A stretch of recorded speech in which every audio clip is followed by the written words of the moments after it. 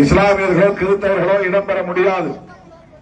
India முழுவதும் முஸ்லிம்களின் வாக்குகள் தேவையில்லை, கிறிஸ்தவர்களின் வாக்குகள் தேவையில்லை என்று வெளிப்படையாக முடிவெடுத்திருக்கிற கட்சி பாஜக. முஸ்லிம்களுக்கு எதிரான வெறுப்பு அரசியலை பரப்புகிற கட்சி பாஜக. அப்படி இருந்தும் எடப்பாடி பழனிசாமி அவர்கள் எங்களுக்கு முஸ்லிம் ஓட்டு தேவையில்லை, கிறிஸ்தவர் ஓட்டு தேவையில்லை, பாஜக போதும் என்று பாஜகவோடு கூட்டணி வைத்திருக்கிறார். ஆக பாஜக மட்டும் முஸ்லிம்களை வெறுக்கவில்லை. பாஜகவோடு கூட்டணி வைத்திருக்கிற எடப்பாடி பழனிசாமி தலைமையிலான அதிமுகவும் உடைந்த பாமகவும் டிடிவி தினகரனும் அந்த கூட்டணியிலே சேர்ந்ததன் மூலம் இஸ்லாமியர்களை பற்றி எங்களுக்கு கவலை இல்லை, அவர்களின் ஓட்டு எங்களுக்கு தேவையில்லை என்று வெளிப்படையாகவே முடிவெடுத்து விட்டார்கள். கிறிஸ்தவர்களின் வாக்குகள் எங்களுக்கு தேவையில்லை என்று வெளிப்படையாகவே முடிவெடுத்து விட்டார்கள். இன்றைக்கு தமிழ்நாட்டில் இஸ்லாமியர்களையும் கிறிஸ்தவர்களையும் அரவணைக்கக்கூடிய ஒரு மகத்தான இயக்கமாக திராவிட முன்னேற்ற கழகமும் அதன் தலைமையிலான மதசார்பற்ற முற்போக்கு கூட்டணியும் தான் விளங்குகிறது. விடுதலை சிறுத்தைகள் கட்சிக்கு 6 இடம் கொடுத்தாலும் ஒரு இஸ்லாமியர் வேட்பாளர், 8 இடம் கொடுத்தாலும் ஒரு இஸ்லாமியர் வேட்பாளர் என்பதை நாம் ஒரு கொள்கை நிலைப்பாடாகவே கொண்டிருக்கிறோம். இஸ்லாமியர்களுக்கு விடுதலை சிறுத்தைகளுக்கு உள்ள உறவு இது. சிறுபான்மை மக்களை பாதுகாக்க வேண்டும் என்கிற அரசமைப்பு சட்டம் தருகிற உணர்வு, புரட்சியாளர் அம்பேத்கரின் கொள்கை அடிப்படையிலான உறவு இது. ஒரு தொகுதி இஸ்லாமியருக்கு, ஒரு தொகுதி கிறிஸ்தவருக்கு என்று இந்த முறை 8 தொகுதியில் 2 தொகுதிகளை சிறுபான்மை சமூகத்திற்கு என்று ஒதுக்கி இருக்கிற இயக்கம் விடுதலை சிறுத்தைகள் கட்சி. அதேபோல திமுக கூட்டணியில் இந்திய யூனியன் முஸ்லீம் லீக் தொகுதி, எஸ்டிபிஐக்கு தொகுதி, மனிதநேய மக்கள் கட்சிக்கு தொகுதி, மனிதநேய ஜனநாயக கட்சிக்கு தொகுதி. தமிழ்நாட்டில் இஸ்லாம் தம்பி அந்த ஜேசிபி அப்படி நிற்பாட்டு பேசிட்டு போது இடையில இருந்து கொஞ்ச நேரம் இருங்க. இஸ்லாமிய கட்சிகள் அனைத்தையும் அரவணைத்துக் கொண்டவர் நம்முடைய முதலமைச்சர் அண்ணன் தளபதி முத்துவேல் கருணாநிதி ஸ்டாலின். இதை எண்ணி பார்க்க வேண்டும். இஸ்லாமிய சொந்தங்கள் சில பேர் இப்ப முதல் வாக்காளர்கள் நண்பர் விஜய் பின்னால போறாங்க இஸ்லாமிய இளைஞர்களும் என்று கேள்விப்படுகிற போது அதிர்ச்சியாக இருக்கிறது. அதே மாதிரி பாஜகவிலே ஒருத்தர் இருக்கிறான் வேலூருக்காக பாருங்க, எல்லாம் பார்க்கிற போது ரொம்ப அதிர்ச்சியாக இருக்கிறது. இஸ்லாமியர்கள் ஓட்டே வேண்டாம் என்று வெளிப்படையாக முடிவெடுத்திருக்கிற கட்சி பாஜக. இஸ்லாமியர்களை வெறுக்கிற கட்சி பாஜக, கிறிஸ்தவர்களை வெறுக்கிற கட்சி பாஜக. அந்த வெறுப்பு அரசியலை திட்டமிட்டு இந்தியா முழுவதும் பரப்புகிற கட்சி பாஜக. பாபர் மசூதியை இடித்த கட்சி பாஜக, தொடர்ந்து இடிப்போம் என்று அச்சுறுத்திக் கொண்டிருக்கிற கட்சி பாஜக. இளம் பெண்கள் முகத்தை மூடிக்கொண்டிருக்கிற ஹிஜாப், அந்த துணியை அணிய வேண்டாம் என்று சொல்லுகிற கட்சி பாஜக. வக்பு சட்டத்தை திருத்தி அந்த சொத்துக்களில் தலையீடு செய்கிற கட்சி பாஜக. இப்படிப்பட்ட சிறுபான்மை விரோத ஒரு கட்சியான பாஜகவோடு அதிமுக கூட்டணி சேருகிறது என்றால் அதிமுகவின் எண்ணம் என்ன, நோக்கம் என்ன, நிலைப்பாடு என்ன? முஸ்லிம்கள் வேண்டாமா, கிறிஸ்தவர்கள் வேண்டாமா, அவர்களின் வாக்குகளே உங்களுக்கு தேவையில்லையா? மோடி போதுமா, அமித்ஷா போதுமா, எச் ராஜா போதுமா? இவர்களோடு நீங்கள் ஆட்சிக்கு வந்துவிட முடியுமா? இந்த முறையும் அதிமுகவை தோற்கடித்தே தீர வேண்டும், வீழ்த்தியே தீர வேண்டும். அதிமுகவும் பாஜகவும் கூட்டணி வைத்துக் கொள்வதற்கு என்ன அடிப்படை நியாயம் இருக்கிறது? ஜெயலலிதா அம்மையார் உயிரோடு இருந்தபோது பாஜகவை எவ்வளவு கடுமையாக எதிர்த்தார்? மோடியா லேடியா என்று கேள்வி எழுப்பியவர் தானே ஜெயலலிதா அம்மையார். ஒரு வரலாற்று பிழை செய்து விட்டேன், பாஜகவை ஆதரித்து ஆட்சியில் அமர்வதற்கு நானே காரணமாக இருந்து விட்டேன், அதற்கு பரிகாரமாக வாஜ்பாய் ஆட்சியை நானே கவிழ்த்தேன் என்று சொன்னாரா இல்லையா? எடப்பாடி அவர்களே பதில் சொல்லுங்க. எந்த காலத்திலும் பாஜகவோடு கூட்டணி வைக்க மாட்டோம் என்று ஜெயலலிதா அம்மையார் சொன்னாரா இல்லையா? அவர் காலமான பிறகு அவருக்கு துரோகம் இழைக்கக்கூடிய வகையிலே பாஜகவோடு எப்படி உங்களால் கூட்டணி வைக்க முடிகிறது? பெரியாரை ஏற்கிற கட்சியா பாஜக? பெரியார் சிலைக்கு செருப்பு மாலை போட்டு அவமதிக்கிற ஒரு கட்சியோடு எப்படி உங்களால் கூட்டணி வைக்க முடிகிறது? மோடி வருகிற ஒரு நிகழ்ச்சியில பெரியார் படத்தை அந்த மாநாட்டில் வைத்தார்கள் என்பதற்காக உடனடியாக அந்த கும்பல் பெரியார் படத்தை கழட்டி தூக்கி எறிந்திருக்கிறார்கள். பெரியாரை அவமதிக்கிற ஒரு கட்சியோடு எடப்பாடியாரால் எப்படி கூட்டணி வைக்க முடிகிறது? பாமகவினர் எப்படி அந்த பாஜகவோடு உறவு வைத்துக் கொள்கிறார்கள்? டிடிவி தினகரன் எப்படி அந்த பாஜகவோடு உறவு வைத்துக் கொள்ள முடிகிறது? அவர் எம்ஜிஆர் ஜெயலலிதா அவர்களால் வளர்ப்பு பிள்ளையாக வளர்க்கப்பட்டவர். எவ்வளவு பெரிய திருமணம் செய்து வைத்தார் ஜெயலலிதா அம்மையார் என்று எல்லோருக்கும் தெரியும். அப்படிப்பட்டவர் ஜெயலலிதா அம்மையாரை மறந்துவிட்டு தன்னுடைய அரசியல் ஆதாயத்திற்காக இன்றைக்கு பாஜகவோடு கூட்டணி வைத்திருக்கிறார்கள். அந்த அணி ஒருவரும் அவர்களை எதிர்த்து நிற்கிற அணி நம்முடைய அணி. விடுதலை சிறுத்தைகள் அங்கம் வகிக்கக்கூடிய மதசார்பற்ற முற்போக்கு கூட்டணி. அது வலதுசாரி அணி என்றால் நாம் இடதுசாரி அணி, அவர்கள் பிற்போக்கு அணி என்றால் நாம் முற்போக்கு அணி, அவர்கள் சிறுபான்மை விரோத அணி என்றால் நாம் சிறுபான்மைக்கு பாதுகாப்பு அணி, அவர்கள் சமூக நீதிக்கு எதிரான அணி என்றால் நாம் சமூக நீதியை பாதுகாக்கிற அணி, அவர்கள் சகோதரத்துவத்திற்கு எதிரானவர்கள் நாம் சகோதரத்துவத்தை உயர்த்தி பிடிப்பவர்கள், சமூக நல்லிணக்கத்தை உயர்த்தி பிடிப்பவர்கள். இந்துக்களும் முஸ்லிம்களும் இந்துக்களும் கிறிஸ்தவர்களும் ஒற்றுமையாக இந்த மண்ணில் வாழ வேண்டும் என்று விரும்புகிற அணி நம்முடைய அணி. நம்முடைய அணி எண்ணி பாருங்க. இது கொள்கை பிடிப்புள்ள அணி, கோட்பாடு பிடிப்புள்ள அணி.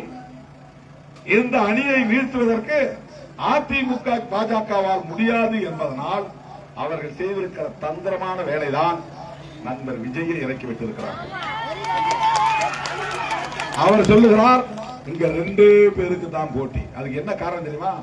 திமுகவை கடுமையாக எதிர்ப்பதன் மூலம் அவருடைய ரசிகர்கள் எல்லோரையும் திமுகவுக்கு எதிராக ஓட்டு போட வைப்பதுதான் அவருடைய நோக்கம். ஏன் திமுகவை வெறுக்கிறார்? என்ன அப்படி திமுக செய்துவிட்டது? கட்சி தொடங்கி 2 வருஷம் கூட ஆகல. அண்ணா திமுக கூட அவ்வளவு வெறுப்பு பரப்பல. திமுகவுக்கு எதிராக இருக்கக்கூடிய மற்ற கட்சிகள் கூட அவ்வளவு வெறுப்பை பரப்பவில்லை. ஆனால் நண்பர் விஜய் கட்சி தொடங்கி 2-3 வருஷம் கூட ஆகல. எல்லா மேடைகளிலும் திமுகவுக்கு எதிராக. என்ன காரணம்? அவர் திமுகவை வீழ்த்திவிட்டு ஆட்சிக்கு வர முடியுமா?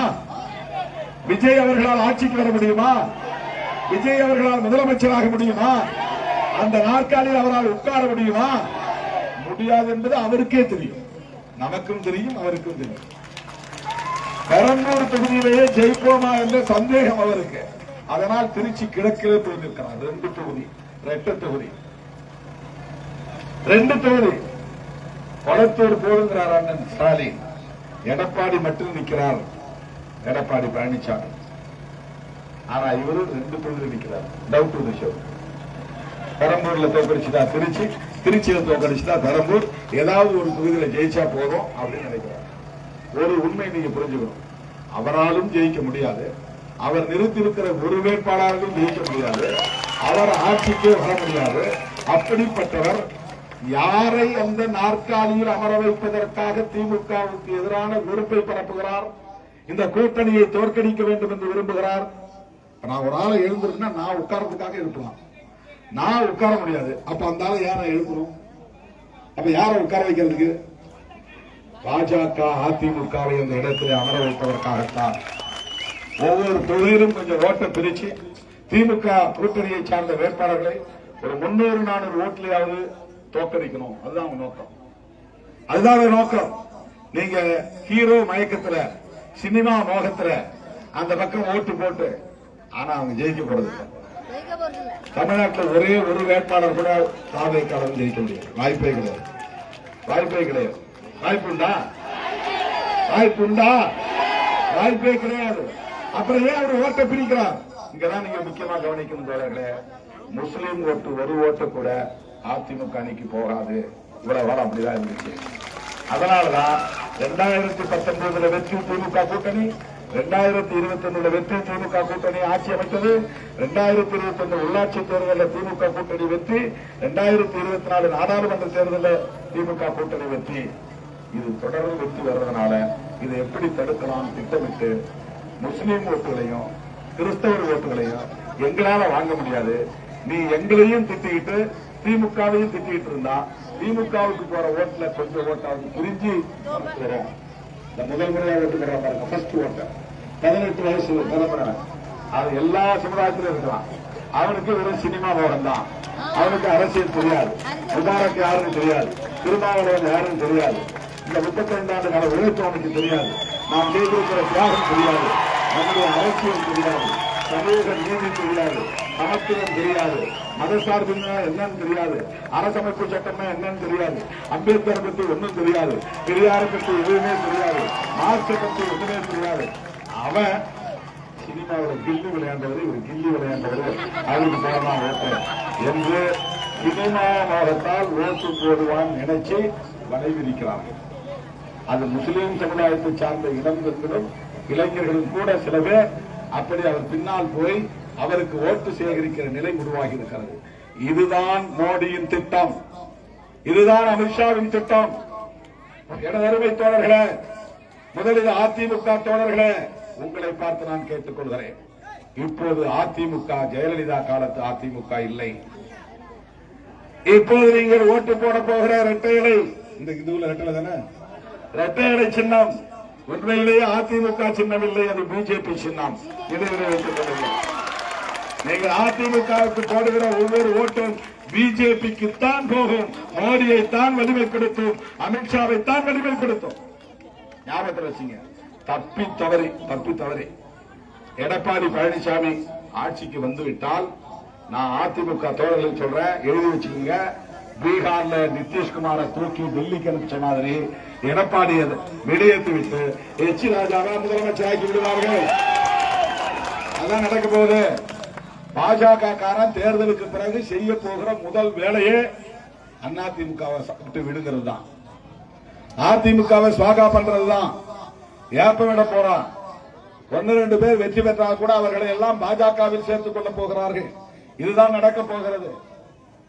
அதிமுக தொண்டர்களுக்கு நான் தெரிவித்துக் கொள்கிறேன், நீங்கள் நினைப்பது போல் இது எம்ஜிஆர் காலத்து அதிமுக இல்லை, நீங்கள் நினைப்பது போல் ஜெயலலிதா காலத்து அதிமுக இல்லை.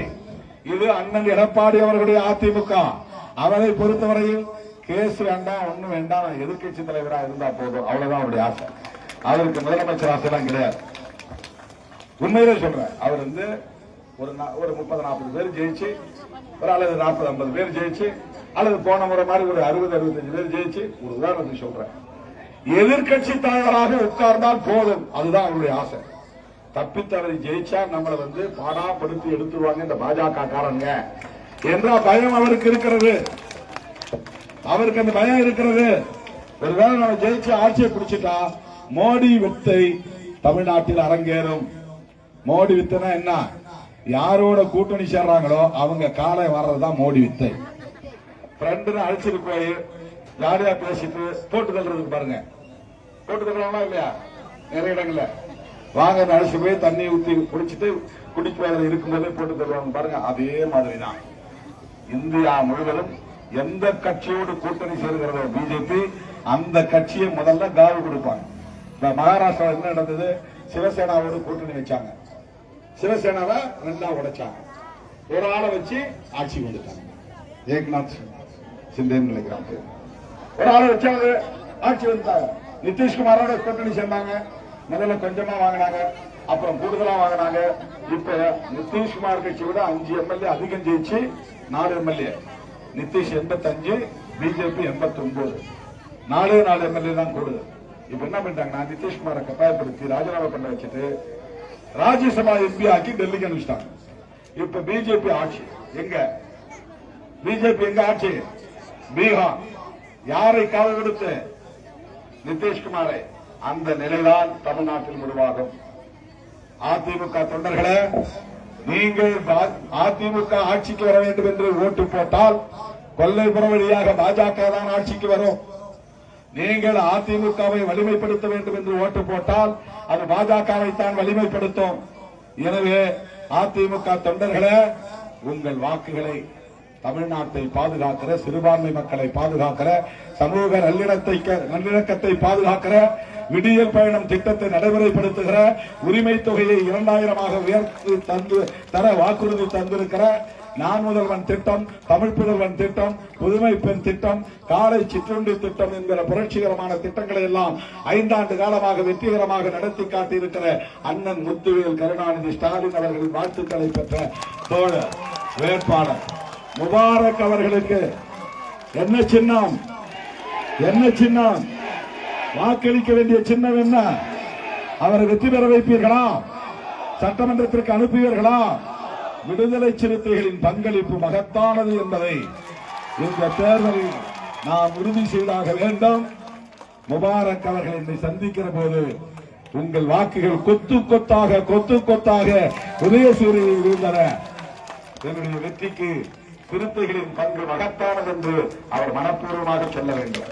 அப்போதுதான் தோழர்களே, விடுதலை சிறுத்தைகள் தமிழகத்தில் தவிர்க்க முடியாத ஒரு சக்தி என்பதை மீண்டும் மீண்டும் நாம் உறுதி செய்ய முடியும். திமுக போட்டியிடக்கூடிய இடங்களில் எல்லாம் நாம் உதயசூரியன் சின்னத்திற்கு வாக்களிக்க வேண்டும். கூட்டணி கட்சிகள் போட்டியிடக்கூடிய தொகுதிகளில் எல்லாம் அவரவர் சின்னங்களில் வாக்களிக்க வேண்டும். அப்போதுதான் நாம போட்டியிடக்கூடிய 8 இடங்களிலும் திராவிட முன்னேற்ற கழகத்தின் கூட்டணி கட்சிகளை சார்ந்தவர்களும் மனப்பூர்வமாக வாக்குகளை சேகரிக்க முடியும். நான் ஏன் 8 தொகுதி விட்டுட்டு ஊரா சுத்துறேன்? நம்ம கூட்டணி வெற்றி பெற வேண்டும். நம்முடைய கூட்டணி கட்சிகளை சார்ந்த வேட்பாளர்களை ஆதரித்து பேச வேண்டும். அப்போதுதான் காட்டுமன்னார் கோயிலில் திமுக யூனியன் முஸ்லீம் லீக் நன்னிலத்தில் முபாரக்கு வேலை செய்யறாங்க. சிறுத்தைகள் தீவிரமாக வேலை செய்கிறார்கள், மும்முரமாக வேலை செய்கிறார்கள். இந்த காட்டுமன்னார் கோயிலில் நம்ம ஓட்டு ஒண்ணு கூட சிதறக்கூடாது, பானைக்கு தான் போடணும் அப்படின்னு போடுவாங்க. உண்மையா இல்லையா? 8க்கு 8 நாம் வெற்றி பெற வேண்டாமா இல்லையா? 100க்கு 100 நாம் வெற்றி பெற வேண்டுமா இல்லையா? வேண்டும். நாம் 100க்கு 100 வெற்றி பெற வேண்டுமானால் நன்னிலத்தில் முபாரக் அவர்களும் வெற்றி பெற வேண்டும். அவருக்கு உங்கள் பொன்னான வாக்குகளை, முத்தான வாக்குகளை உதயசூரியன் சின்னத்திலே முத்திரையிட்டு அவரை பெருவாரியான வாக்குகளின் வித்தியாசத்தில் வெற்றி பெற செய்யுங்கள் என்று கேட்டு முடிக்கிறேன். நன்றி, வணக்கம். நமது சின்னம் வெற்றியின் சின்னம். நமது சின்னம் வெற்றியின் சின்னம். முகமது முபாரக் அவர்களின் சின்னம், திருமாவளவனின் சின்னம், விடுதலை சிறுத்தைகளின் சின்னம். முகமது முபாரக் வெற்றி பெற்றால் திருமாவளவன் வெற்றி பெற்றதாக அவருடைய குரல் சட்டமன்றத்தில் ஒலிக்கிறது என்றால் திருமாவளவனே அங்கு இருக்கிறான் என்று பொருள். ஆகவே ஒரு வாக்கு கூட சிந்தக்கூடாது, சிதறக்கூடாது. அதற்கு இப்போதே நீங்கள் தீவிரமாக உங்கள் சொந்த கிராமங்களில் மக்களை சந்தித்து வாக்குகளை சிதறவிடாமல் சேகரிக்க வேண்டும் என்று கேட்டு இந்த தேர்தல் களத்தில் பணியாற்றிக் கொண்டிருக்கிற என்.டி. இடிமரசு, சீமா மகேந்திரன், வினோபா, இஸ்மாயில், அமுதா, இனியன், செந்தில் மற்றும் மண்டல பொறுப்பாளர்கள் அனைவருக்கும் என்னுடைய நன்றியை தெரிவித்து விடைபெறுகிறேன். நன்றி, வணக்கம்.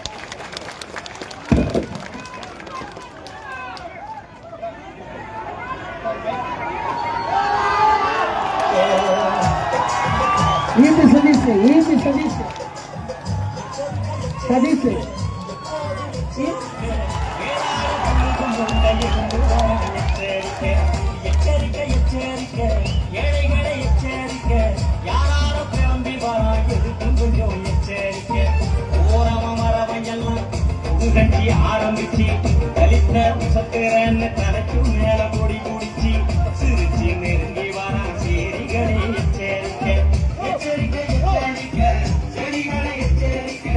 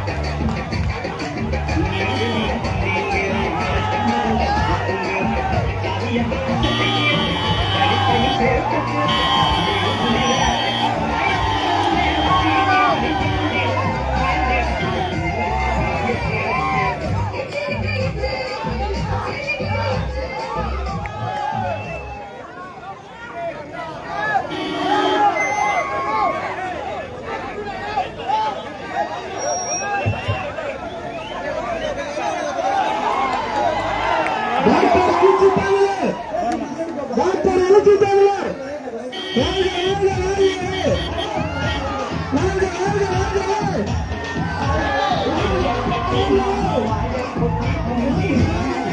நீ